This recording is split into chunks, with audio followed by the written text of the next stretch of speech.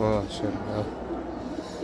অল্প কিছু কাজ করা থেকে আসা কবুতর আছে, সবই কাজ করা থেকে আসছে। নীলা বা সুন্দরী আরও আছে, ওগুলো এখনো বড় হয়নি, ভিডিও করার মতো সাইজে কয়টাই ছিল। মাশাআল্লাহ, খুব সুন্দর আছে দেখতে, যেমন কাজে ওইরকম।